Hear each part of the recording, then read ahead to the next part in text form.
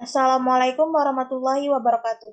Kami dari kelompok 3 ingin mempresentasikan hasil kerja kelompok kami yang berjudul Fase Gerak LC dan GC dengan dosen pengampu Profesor Dr. Leonan Insinyur Rinaldi Idrus, SSI.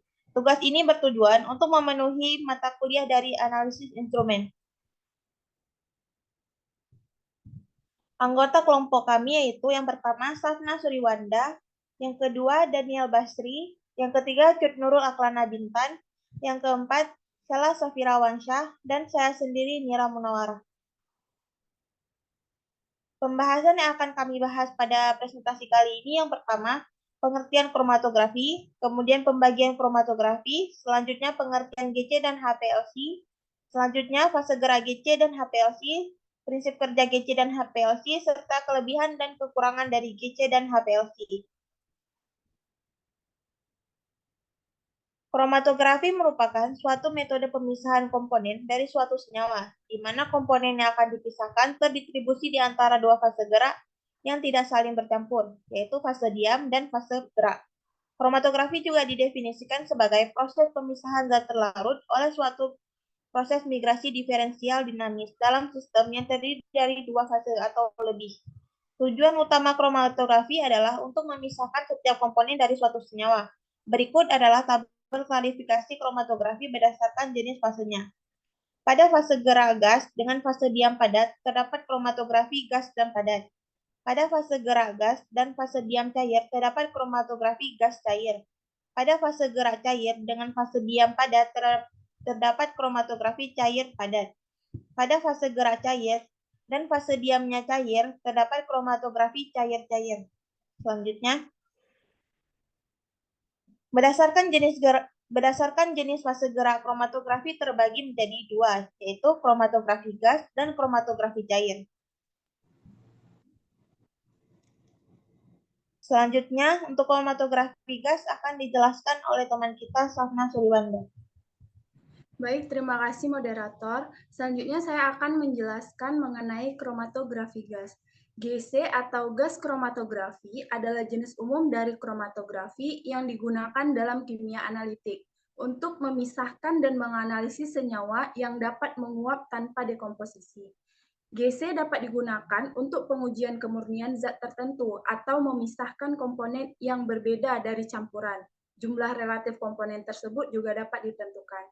Selain itu, GC juga dapat digunakan dalam mengidentifikasi suatu senyawa. Pada prinsipnya, pemisahan pada GC didasarkan oleh perbedaan dalam kemampuan distribusi analit di antara fase gerak dan fase diam di dalam kolom pada kecepatan dan waktu yang berbeda, atau perbedaan polaritas suatu senyawa. Sampel yang diuapkan dibawa oleh gas pembawa ke dalam kolom. Interaksi antara fase diam dalam kolom dan komponen dalam sampel berbeda, sehingga setiap komponen memiliki waktu yang berbeda agar terpisah antara satu sama lainnya.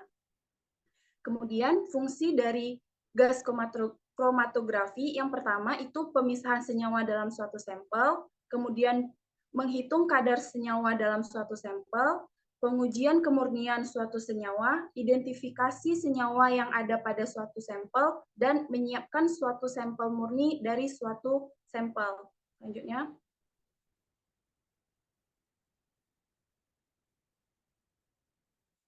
Kemudian dapat dilihat bahwa fase gerak dari GC.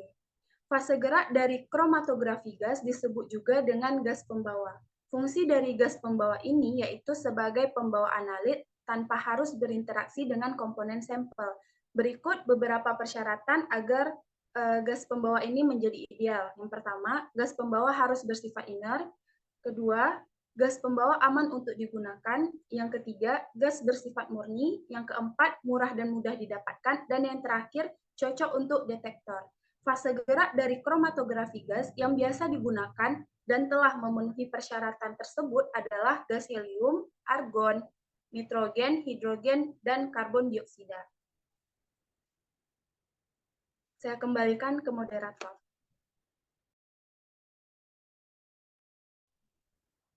Baik, terima kasih. Selanjutnya, untuk prinsip kerja dari GC akan dijelaskan oleh Daniel Basri. Terima kasih Nira Munawarah sebagai moderator. Di sini saya akan menjelaskan prinsip dari prinsip kerja dari gas kromatografi. Untuk mengenal prinsip kerja dari gas kromatografi, kita harus mengenal komponen beserta fungsi-fungsinya. Di setiap fungsi-fungsinya akan mendapatkan prinsip dari kerjanya. Oke, untuk pertama itu adalah gas pembawa. Gas pembawa merupakan fasa gerak dari kromatografi gas yang digunakan untuk membawa solut ke dalam kolom. Gas ini akan terhubung dengan flow controller melalui pipa atau selang. Kalau kalian melihat di gambar tersebut, terdapat karier gas itu sebagai gas pembawa, yang mana nanti di pertengahannya itu ada gas controller atau flow controller. Kemudian untuk flow controller itu adalah keran yang berfungsi untuk mengatur aliran gas pembawa sesuai dengan metode analisa yang digunakan. Jadi setiap analisa yang digunakan itu memiliki aliran gas tertentu yang mana diatur di flow controller. Flow controller ini akan mengalirkan gas pembawa yang mana akan digabungkan di uh, pada sampel nanti. Untuk sampel nanti akan dimasukkan melalui injektor port. Injektor port itu berfungsi untuk mengantarkan sampel ke dalam aliran gas pembawa. Jadi gas pembawa yang sudah dibawa di flow controller akan dialirkan bersama sampel pada injektor port. Kemudian pada kolom oven, setelah injektor port, gas membawa ini sama sampelnya akan dibawa ke kolom oven, yang mana sebagai fase diam dari kromatografi gas. Pada kolom oven juga suhu sampel akan dinaikkan atau diturunkan sampai material sampel menguap dan dibawa oleh fase gerak atau gas pembawa tadi. Jadi di sini terdapat dua cara ya, yaitu pemisahan dan pengaturan suhu. Kemudian untuk detektor itu berfungsi untuk menangkap sinyal data yang kemudian akan diterjemahkan melalui diagram. Di kolom open tadi, sampel yang dibawa oleh carrier gas akan terpisah, yang mana hasil pemisahan ini akan dideteksi oleh detektor, berubah menjadi diagram. Diagram ini akan dibuat melalui recorder dan dibantu sinyalnya melalui recorder, yang mana juga berfungsi untuk menampilkan data hasil analisa sampel yang disebut kromatogram. Next. Oke, ini gambar dari gas kromatografi. Rata-rata pada umumnya gambar inilah bentuk dari gas kromatografi. Mungkin untuk manufaktur lain seperti Shimadzu, Hitachi, Thermo Fisher, dan lain-lain memiliki bentuk yang berbeda sesuai desain dari manufaktur asal. Next. Kemudian gas kromatografi ini ada kelebihan dan kekurangannya, yang mana setiap instrumen itu memiliki kelebihan dan kekurangan. Untuk gas kromatografi ada beberapa kelebihan di sini, yaitu yang pertama itu efisiensi resolusi yang tinggi, sehingga dapat digunakan untuk menganalisis partikel yang berukuran sangat kecil, seperti polutan dalam udara. Mungkin gas kromatografi sangat cocok untuk analisa lingkungan atau kimia lingkungan, juga berfungsi juga untuk gas kromatografi. Kemudian ada aliran fasa gerak, yang mana gas ini akan sangat terkontrol dengan kecepatannya tetap. Gas carrier tadi akan diatur melalui flow controller, yang mana flow controller ini akan mengatur dan mengontrol gas akan yang mana kecepatannya itu bisa konstan atau tetap, sehingga itulah kelebihannya. Kemudian pemisahan fisik terjadi di dalam kolom yang jenisnya banyak, panjang dan temperaturnya dapat diatur. Mungkin dalam bagian kelebihan ini terdapat di kolom oven ya, karena temperatur dan fasa diamnya bisa diatur. Kemudian terdapat banyak jenis detektor yang dapat dipakai pada kromatografi gas, dan respon detektor adalah proporsional dengan jumlah tiap komponen yang keluar dari kolom. Kemudian sangat mudah terjadi pencampuran uap sampel ke dalam fasa yang bergerak. Kemudian juga kromatografi sangat mudah digabung dengan instrumen fisika kimia lainnya seperti GC, FTIR, dan MS. Jadi kromatografi ini bisa dikombin datanya menggunakan spektrofotometer infrared atau spektrometer SAR. Jadi datanya bisa digabung dan ditentukan mungkin untuk penentuan senyawa organik atau struktur dari senyawa organik itu. Kemudian analisa yang cepat biasanya hanya dalam hitungan menit, Dan juga yang kedelapan, tidak merusak sampel. Jadi pemisahan pada gizi ini juga eh, tidak terlalu merusak sampel, sehingga sampel yang dideteksi itu adalah sampel murni tanpa bereaksi dengan gas pembawa atau eh, kolomnya, sehingga sangat cocok digunakan untuk sampel yang memiliki ketersediaan terbatas. Kemudian juga untuk sensitivitas yang tinggi sehingga dapat memisahkan berbagai senyawa yang saling bercampur. Mungkin itu untuk kelebihan dari isi. Next.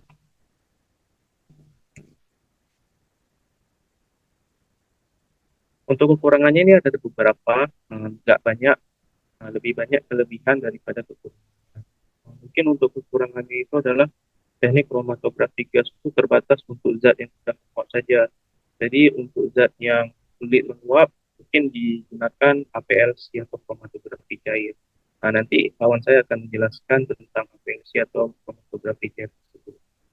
Kemudian kromatografi gas tidak mudah dipakai untuk memisahkan campuran dalam jumlah yang besar. Pemisahan pada tingkat miligram mudah dilakukan, dan pemisahan pada tingkat gram mungkin dilakukan, tetapi pada pemisahan tingkat ton atau ion sukar dilakukan kecuali jika ada metode lain. Kemudian yang terakhir, kromatografi gas tidak cocok untuk senyawa yang dengan titik didih yang tinggi. Mungkin untuk senyawa titik didih tinggi itu bisa digunakan sebagai referensi. Oke, sekian untuk penjelasan gas kromatografi. Saya serahkan kepada moderator. Terima kasih.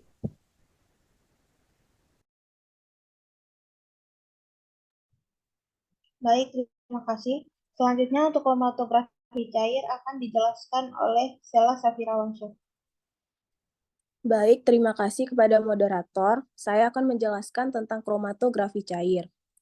HPLC adalah teknik pemisahan senyawa yang dilakukan dengan menggunakan kolom kromatografi yang diisi dengan fase diam yang dapat berupa partikel, gel, ataupun kertas.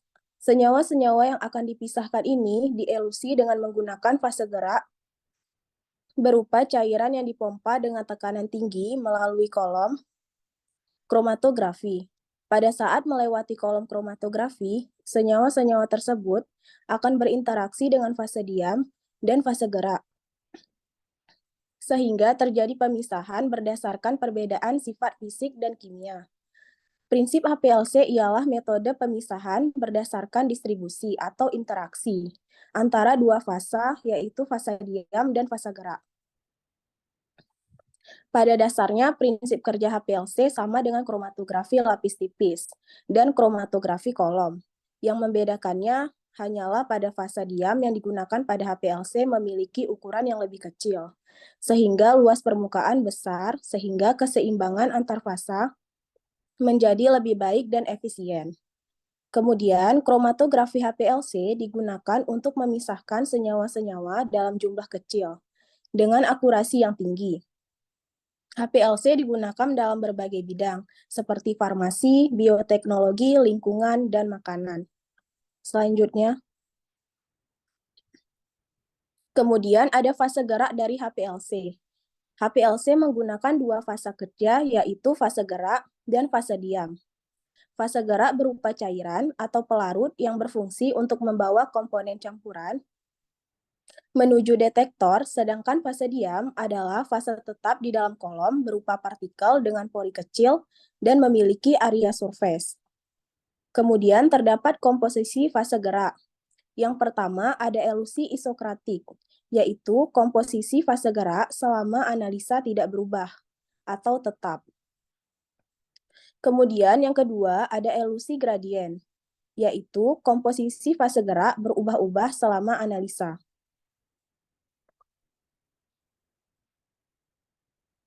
Terdapat syarat dari fase gerak. Yang pertama, bisa melarutkan sampel. Yang kedua, kemurnian yang tinggi. Yang ketiga, viskositas rendah. Yang keempat, sesuai dengan detektor. Yang kelima, tidak bereaksi dengan sampel dan fase diam. Yang keenam, mudah didapatkan. Yang ketujuh, titik didihnya sedang. Dan yang terakhir, mudah dipisahkan dari sampel. Selanjutnya, saya kembalikan kepada moderator.